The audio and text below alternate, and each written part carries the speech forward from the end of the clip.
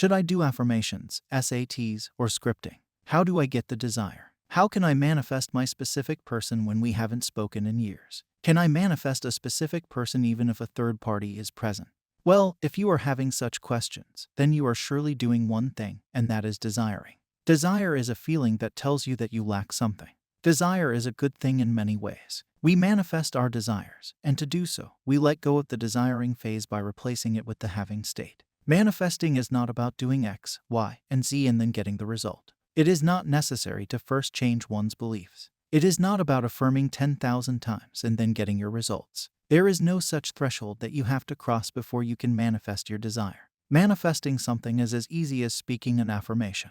Yes, it can happen, and it can only happen when you accept that one affirmation is true for you. Even though the external reality might be showing you something opposite, if you live internally with the acceptance of having the object of your desire, then it is bound to happen. Many people fail to experience the wonders of manifestation because they have either too little faith or too much logic. Furthermore, some people have misinterpreted manifestations. They failed to realize that they did not desire the physical object.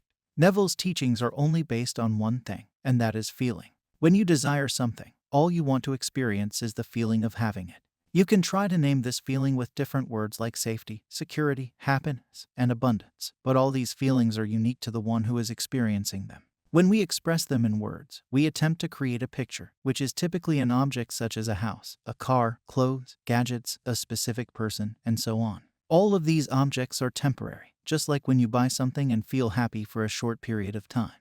The feeling of happiness just doesn't stay with you. That implies the object is not desired, but the feeling is. In search of this feeling, you go and buy another thing, and again you get that feeling, which again fades away. If you look closely, you will notice that the objects change, but the feeling does not. Now, to master manifestation, you have to master your feelings, as they exist within you and you can generate them. No one can do it for you. Once you shift your focus from the thing to the feeling of having that thing, the game changes. You manifest that object, and it appears on the screen of space. Yet, some people are focused on the object rather than the feeling of having that object.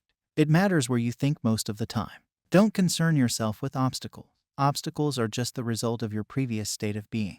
These obstacles disappear once you assume the feeling of having your desire. It is a very simple thing, yet people try to complicate it because of their laziness. They try to give all sorts of reasons for why they can't do it instead of leaving their smartphones aside and making it a ritual to feel the feeling of the wish being fulfilled. There are countless success stories of people who are made from the same elements as you are and who achieved their desires by applying these principles.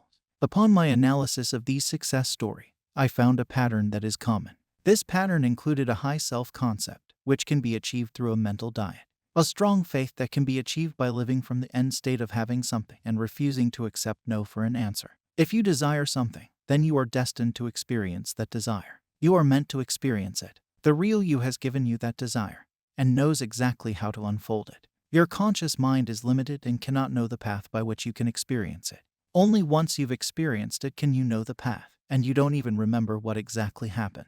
You still have a shallow image in your mind of what has happened, but you still don't know it exactly, as countless things are happening in this world at this very moment that you cannot know with your logical mind.